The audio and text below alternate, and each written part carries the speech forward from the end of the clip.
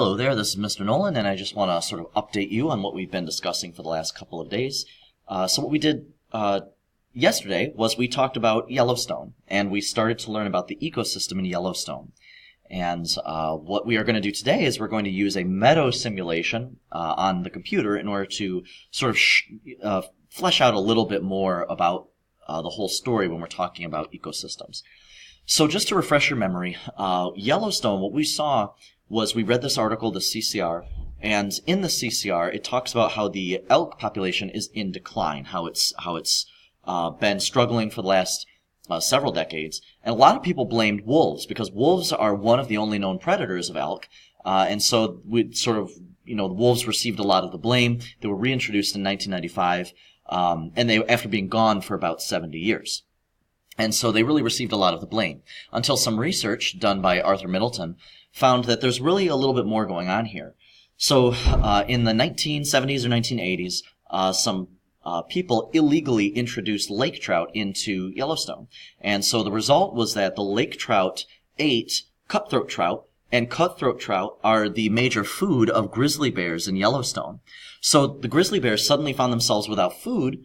They were starving, and so they started going after the elk. They began to hunt, in particular, the elk babies, the juveniles that were born. And so the infant survival rate for the elk herd really has been low because grizzlies are eating the elk babies. This is really unusual behavior for grizzlies. They don't normally hunt like this, but they're starving. And so the whole point of our discussion yesterday was that the introduction of a single species, even just a harmless lake trout, is enough to really screw up an ecosystem. And by the way, the wolves actually, more research that's been conducted recently seems to indicate that wolves are actually healthy for Yellowstone because they change the behavior of elk, and they make the physical geography and the ecosystem of Yellowstone actually a lot healthier. And so the wolves really probably don't deserve a whole lot of the blame for the elk herd population problems. A lot of it belongs to lake trout because the bears don't have anything to eat, so they're going after elk. So this can really be a rather more complicated story than we might think at first. So anyway, back to the idea of biomass. So we talked about Yellowstone, and we talked about the species that are involved, but what we also want to be thinking about is what kinds of numbers. What numbers are we thinking of here? So what we can do is we can look at the biomass of an ecosystem. And biomass just refers to literally the mass of certain groups of organisms. For instance, you can look at the biomass of grasses or plants. You can look at the biomass of decomposers. You can look at the biomass of herbivores, such as bunnies. You can look at the biomass of predators, such as foxes, something like that. And so what we're going to think about today is what kinds of masses are we going to see? Let's say that we have a simple ecosystem. What kinds of biomasses should we find for our different organisms?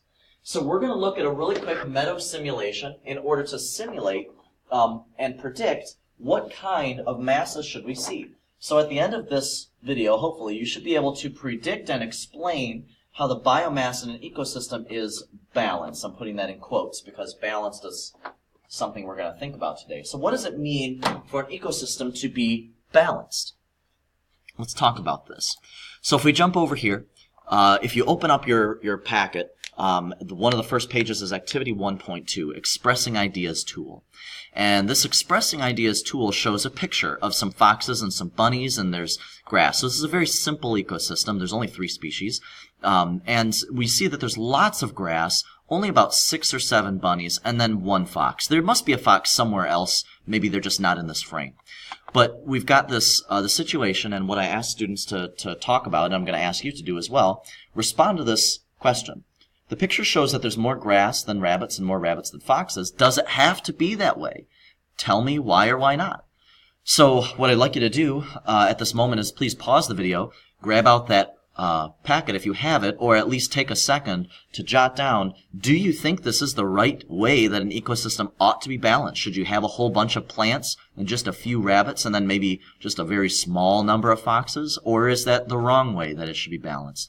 And then be able to explain your reasoning. So take just a second to pause and sort of respond to that question. Okay, so our next question is down here. Suppose a lot of new foxes move into this ecosystem. What do you think is going to happen to the population of the grass, rabbits, and foxes over time? Explain your reasoning. So suppose that we add 1 million foxes to this area. What is going to happen? So that's something else I want you to stop and think about. Think about Yellowstone, how we added, this species or took away a species and things changed. Think about this question. If I added a bunch of foxes, how is this ecosystem going to change? So go ahead and pause the video again. Take a moment to respond to this question. What would happen if you added a whole bunch of foxes to this ecosystem? All right, so now that we've kind of got the ball rolling and started to think about, is this the right way that this is arranged, and what would happen if there were more foxes? My classes some of them were about evenly split. Some students thought that, yes, this was the correct way that this was put together. Some students think that it's not.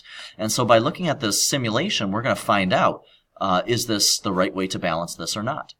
So another page in your packet is the next page. It's 2.2, Meadow Simulation Worksheet. And what I'm going to ask you to do, if you would please, go to this website that says http://bscs.org/interactivesindex.html. So I want you to go here, and when you click on this, you're going to open up this simulator. It looks like this. So we're going to use the simulator to answer some of our questions about the balance in an ecosystem. How should an ecosystem be balanced?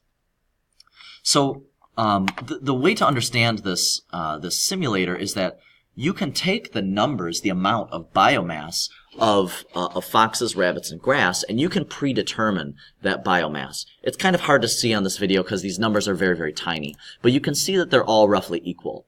And that's what the first part of this sheet is asking us to do is, well, let's say that we take 500 of each. So biomass, right, we're talking about biomass, so this is 500 pounds of foxes, 500 pounds of rabbits, and 500 pounds of grass.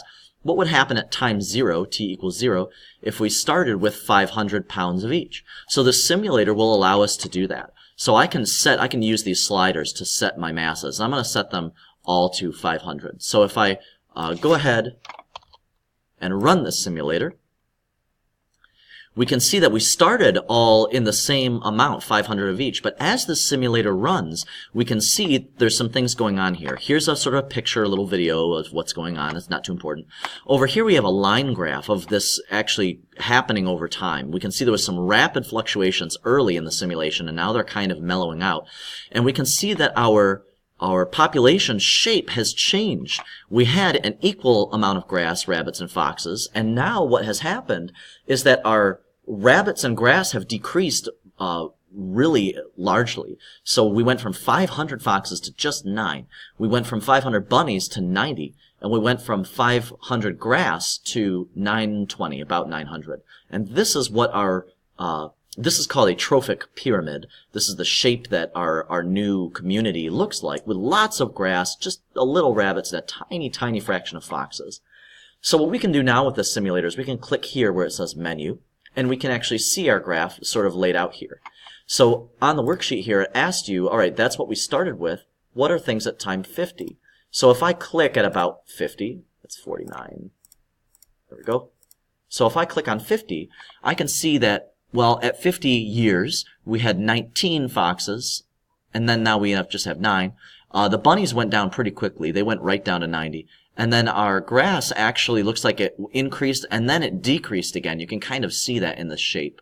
So this ecosystem simulator operates on ecological principles. So this is telling us, if you start with equal numbers of all these, you're going to end up with 9, 90, and about 900 or 920 here for our foxes, rabbits, and grass. That's kind of interesting. And so you could draw that here. So on the worksheet, you can actually draw this sort of stressed out pyramid down here, and then explain your reasoning. So please do that. If you haven't already, find this sheet 2.2 in your packet, or you can print this out, and then go ahead and respond. Fill in this data, put in that pyramid, and then respond. Why do you think that happened? What did we see that happen in trial 1? So go ahead, pause the video, and do that. All right, so let's kind of keep moving with this worksheet and let's take another scenario. Let's take a whole bunch of foxes, 500 rabbits and a small amount of grass and see what happens. So we're going to take 1,000, 500, and 100. We're going to run the simulation and see what happens. So I'm going to come back here to my simulator, and I'm going to change my foxes to 1,000. So we're going to put a lot of foxes in there, and I'm going to leave my rabbits where they are, and I'm going to decrease my grass to 250. So we can see that we've got less grass. So let's run this simulation and see what happens. So we see initially our foxes increase, and then we see a rapid decline in the number of foxes. Our rabbits disappeared right away. We can see in here in our simulator, the foxes crashed, the rabbits basically crashed, and now we're just overwhelmed with grass. We've got grass all over the place. So if we jump over to our menu, and if we click on our graph here, we can see that we started with these numbers and we ended with like no animals. The animals just crashed, they starved, and we're left with, almost 2,000 grass. So if we jump back over here, what I'd like you to do is to please sketch this pyramid. It's hardly a pyramid, right? There's just about only grass, and there's no foxes or rabbits, right? And if we look at time 50, it looks like we've got 0, 2, so that change was very rapid. So go ahead and take a moment and then respond to 6 here. So pause the video again and take a moment to respond to that, please. Okay, so now that we've done that, we're going to look at something else. We're going to try to figure out what is the maximum number of foxes that our ecosystem can support. So far we've only seen 9, but we're going to play around with this and we're going to try to figure out what's the maximum number of foxes that this ecosystem can support. So let's go ahead, I'm going to move over to the whiteboard here. So let's go ahead and change some of these numbers. It looks like we have too many foxes. Let's try to draw those down, maybe decrease our bunnies, and maybe increase our grass. Let's see what happens if we run this simulator. I'm going to cheat a little bit, and I'm going to jump over to the menu right away. So it looks to me like we still have the same problem. We still have a maximum of 9 foxes, 990, 920. So maybe we need more food for the foxes. So let's try running this scenario. So our rabbits decrease pretty quickly. I'm going to cheat. If we go to this one, we see 990 and 920. What the heck is going on? So let's increase our bunnies and our grass a lot, maybe decrease our foxes. We want our maximum number of foxes. We want to figure out how many foxes can this ecosystem possibly support. So, well, no, it looks like we're not going to do it this time either. So if we skip ahead, look at that. We end up with almost exactly the same numbers. We get 990 and 919. Let's try running it one more time. Let's just max everybody out and maybe run these down to just maybe like 15. Let's see what happens. Can we support this population of 15 foxes? And it looks like we can't. So again, our population is going to end up once more. Oh, we didn't even hit 9 this time. We're only at 8. So it looks like our population, again, is kind of stuck in terms of the foxes. We're kind of stuck at 8 or 9 foxes. So no matter what we do, no matter which of these trials we run, we are always going to end up with about 990 and then 900-ish. No matter how we start it. We can crash our ecosystem, as in this example, but in most of the cases, we're going to end up with kind of the same numbers. It's sort of interesting. So you can run your own simulations and see if you can't get there to be more than 9 foxes, but what it looks like is that basically no matter how you set this up, as long as you don't crash your population of foxes and bunnies, as we did in this example, it looks like we're always going to end up in this case with 990 and then 900 something. So what the heck is going on there? There's a mathematical relationship here that we're going to dive into a little bit more later on in the course, but this is important, that our ecosystem will sort of stabilize into these numbers.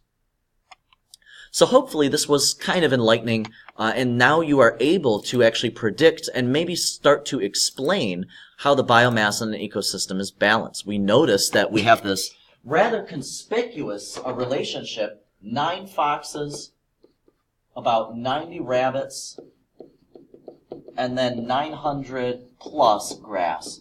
So we're going to look at this in more detail and try to sort of answer the question, why? Why do we see this sort of bizarre situation happening? So thanks for watching, and hopefully you can predict and explain the biomass in ecosystems.